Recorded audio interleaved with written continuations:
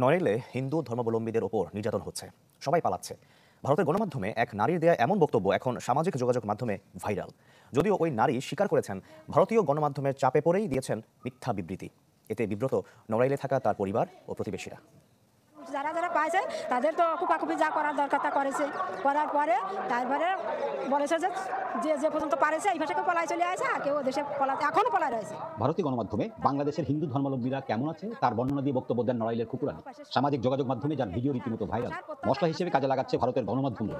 ওই জায়গায় বলতেছে যে হিন্দুদের কোনো স্থান নেই, আমরা মুসলিম রাষ্ট্র করবো বাংলাদেশকে। খুকুরানীর বক্তব্যের সত্যতা যাচাইয়ে নড়াইলের মাইসপাড়া ইউনিয়নের বোড়ামারা গ্রামের বাড়িতে যান গণমাধ্যম কর্মীরা। সেখানে গিয়ে জানা যায় ভাইয়ের ছেলের বিয়েতে যোগ দিতে গত 2 ডিসেম্বর পেট্রাপোল সীমান্ত দিয়ে ভারতে যান খুকুরানী। ভারতের গণমাধ্যমে দেয়া তার বক্তব্য রীতিমতো মিথ্যাচার ও বানোয়াট বলে দাবি করেন এলাকাবাসী ও তার পরিবার। তার এমন বক্তব্যে বিব্রত পরিবার ও প্রতিবেশীরা।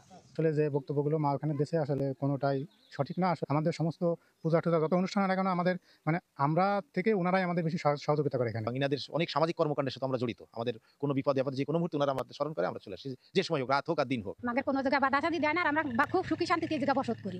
পরবর্তীতে মুঠোফোনে ভারত থাকা খুকুরানীর সাথে কথা হয়। দাবি করেন জোর করে এসব মিথ্যাচার করিয়েছে ভারতের গণমাধ্যম কর্মীরা। সাংবাদিকরা রয়েছে, একদম আমার সামনে মুখের পরে দিয়ে সমস্ত মিছে কথা বানায় বানায় আমাকে বলাইছে, বলে আমাকে শিখিয়ে দিচ্ছে। আমি ভয়তে বলে সেগুলো বলার পালেই আছি। স্থানীয় জনপ্রতিনিধি ও হিন্দু নেতারা বলছেন এসব প্রপাগান্ডা ছড়িয়ে দেশে অস্থিরতার চেষ্টা হচ্ছে। একসাথে চলাফেরা যেরকম যে এটা হিন্দু বা এটা মুসলমান, এগুলো চিহ্নিত আপনারা করতে পারবেন না।